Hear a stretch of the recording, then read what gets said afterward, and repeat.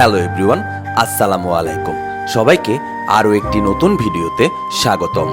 আজকে আমি এসেছি নারায়ণগঞ্জ জেলার সোনারগাঁতে অবস্থিত বাংলাদেশ লোক ও কারুশিল্প ফাউন্ডেশনে। এই ভিডিওটির মাধ্যমে আমি শেয়ার করব আপনারা কিভাবে সোনারগাঁ লোক ও কারুশিল্প জাদুঘরে আসবেন, কোথা থেকে আসবেন এবং এসে কি দেখবেন, আসতে কত টাকা খরচ হবে, সকল বিস্তারিত তথ্য শেয়ার করব এই ভিডিওটির মাধ্যমে।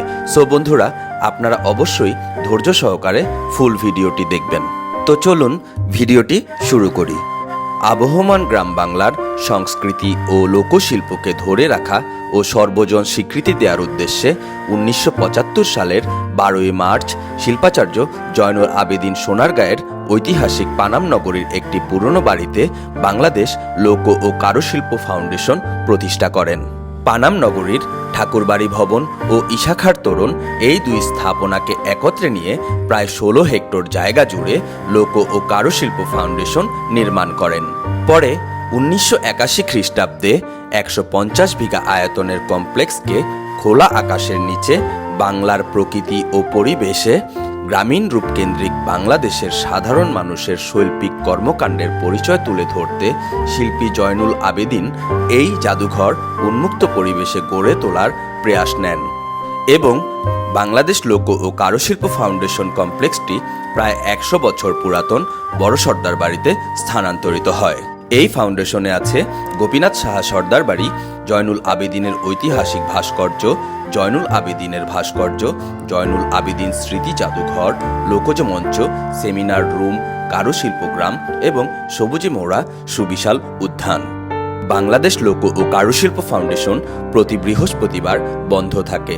এছাড়া সপ্তাহের বাকি দিনগুলো সকাল 9টা থেকে বিকাল 5টা পর্যন্ত জাদুঘর খোলা থাকে। তবে বিশেষ সরকারি ছুটির দিনগুলো যেমন ঈদ, বিজয় দিবস, স্বাধীনতা দিবস, 21শে ফেব্রুয়ারি, পহেলা বৈশাখ, জাতীয় শোক দিবসে খোলা থাকে। আপনারা চাইলে তাদের সাথে যোগাযোগ করেও যেতে পারেন। তাদের হেল্পলাইন নাম্বার 017900437703 অথবা 096040000777। সোনারগাঁও জাদুঘরের প্রধান গেট প্রবেশ ফি জনপ্রতি 50 টাকা। তবে ছাত্রছাত্রীরা জনপ্রতি 30 টাকায় প্রবেশ করতে পারবেন। বিদেশি পর্যটকদের জন্য প্রবেশ ফি জনপ্রতি 100 টাকা। আপনারা অনলাইন থেকেও এখানকার টিকিট সংগ্রহ করতে পারবেন। www.sonargaonmuseumticket.com.bd। প্রতিবন্ধী ও 4 বছরের নিচের শিশুদের জন্য টিকিট প্রযোজ্য নয়। ফাউন্ডেশন অঙ্গনে মাইক ব্যবহার, খেলাধুলা, বাগানের ফুল ও ফল ছেঁড়া সম্পূর্ণ নিষেধ। এই লোক ও কারুশিল্প ফাউন্ডেশনে আপনারা আরও দেখতে পারবেন পুষ্পিত বাগানে জাতির পিতা বঙ্গবন্ধু শেখ মুজিবুর রহমানের ভাস্কর্য, শহীদ শেখ রাসেলের ভাস্কর্য, কারুশিল্প গ্রাম ও জামদানি পল্লী পরিদর্শন, কারুশিল্প বিক্রয় কেন্দ্র, বড়শিতে মাছ শিকার এবং লেকে নৌকা ভ্রমণ। এছাড়াও প্রতি বছর শীতকালে এখানে মাসব্যাপী লোকশিল্প মেলা হয়ে থাকে। অনেক সময় পহেলা বৈশাখের আগেও এই ধরনের লোকশিল্প মেলার আয়োজন করা হয়। গ্রামীণ আবহে পূর্ণ মেলায় বাংলাদেশের ঐতিহ্যবাহী পোশাক, জামদানির হাট ছাড়াও গজা, মুড়ি মুকড়ি ইত্যাদি বিভিন্ন গ্রামীণ অনুষঙ্গ পাওয়া যায়। এখানে স্থান পেয়েছে বাংলাদেশের অবহেলিত গ্রাম বাংলার নিরক্ষর শিল্পীদের হস্তশিল্প, জনজীবনের নিত্য ব্যবহার্য পণ্য সামগ্রী।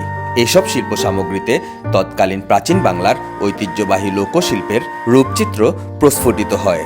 গ্যালারিগুলোতে কাঠ খোদাই, কারুশিল্প, পটচিত্র ও মুখোশ, আদিবাসী জীবন ভিত্তিক নিদর্শন, গ্রামীণ লোকজীবনের পরিবেশ, লোকজ বাদ্যযন্ত্র, পোড়ামাটির নিদর্শন, তামা, কাঁসা, পিতলের নিদর্শন, লোহার তৈরি নিদর্শন, লোকজ অলংকার সহ রয়েছে বহু কিছু। ভবনটির সামান্য পূর্বে রয়েছে লোকজ স্থাপত্যকলায় সমৃদ্ধ আধুনিক এক ইমারতে প্রতিষ্ঠিত জয়নুল আবেদিন স্মৃতি জাদুঘর। এই ভবনটিতে মাত্র 2টি গ্যালারি। এই 2টি গ্যালারির মধ্যে একটি গ্যালারি কাঠের তৈরি, যা প্রাচীন ও আধুনিক কালের নিদর্শন সমৃদ্ধ। তাছাড়া বাংলাদেশের প্রাকৃতিক বৈশিষ্ট্য কাঠ এবং কাঠ থেকে বিভিন্ন কারুপণ্য তৈরি এবং সর্বশেষ বিক্রির সামগ্রিক প্রতিক্রিয়া অত্যন্ত আকর্ষণীয়ভাবে সুন্দর মডেল দিয়ে ফুটিয়ে তোলা হয়েছে।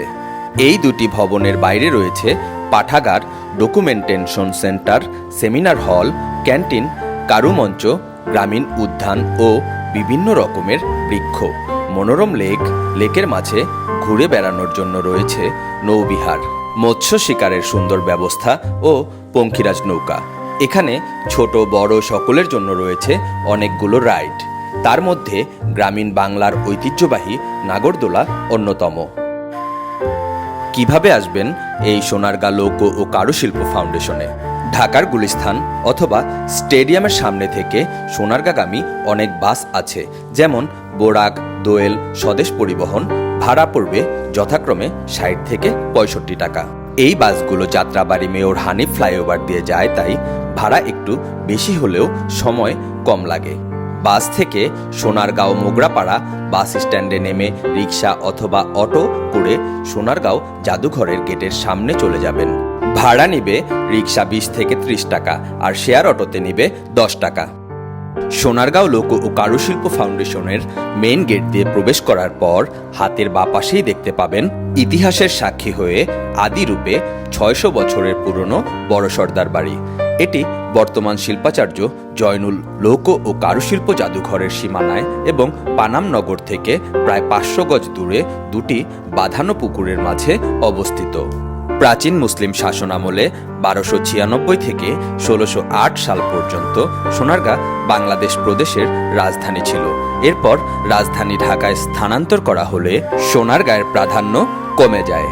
দুটি ভাগ বিশিষ্ট সর্দার বাড়ির ছোট প্রবেশমুখের ভাগটিতে একটি দেয়াল লিখন থেকে জানা যায় যে এই ভবনের পেছনে চারপাশের 3টি ভবন মুঘল আমলের প্রথম দিকে নির্মিত।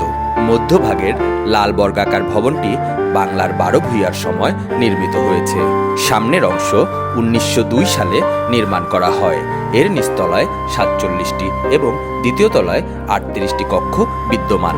1971 সালে বাংলাদেশ স্বাধীন হওয়ার পর বাংলাদেশ সরকার এটি অধিগ্রহণ করেন এবং পরিত্যক্ত অবস্থায় রক্ষিত হয়।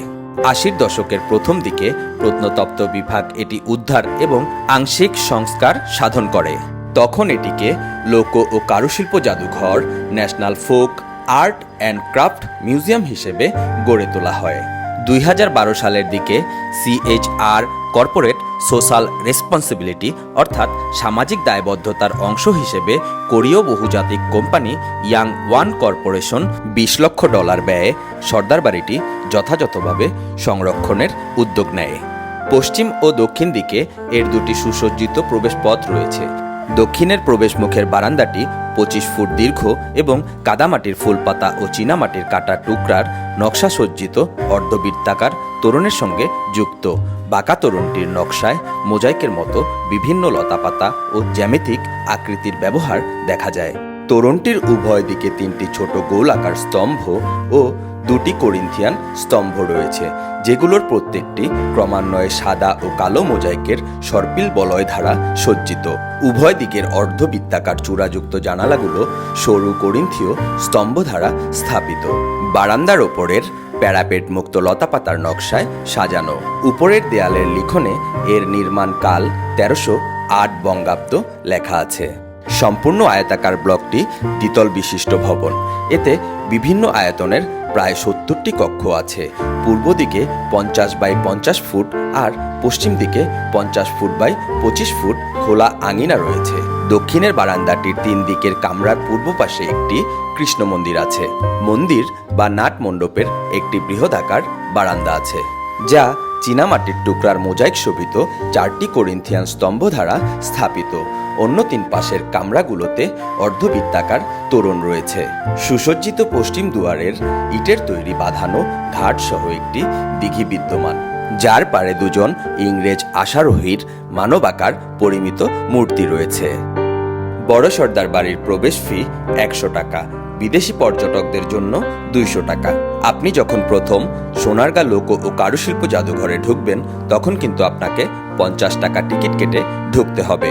এরপর যখন আপনি এই বড় সর্দার বাড়ি পরিদর্শন করতে চান সেক্ষেত্রে কিন্তু আপনাকে গুনতে হবে বাড়তি 100 টাকা, অর্থাৎ আপনাকে আরও একটি টিকিট কিনতে হবে এই সর্দার বাড়িতে ঢোকার জন্য।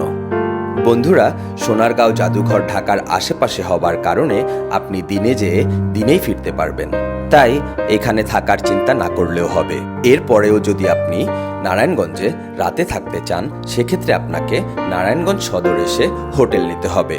এছাড়াও জাদুঘরের খুব কাছে রয়েছে কলাপাতা হোটেল ও restaurant, cafe Sonargaon hotel and restaurant ও তাজমহল হোটেল।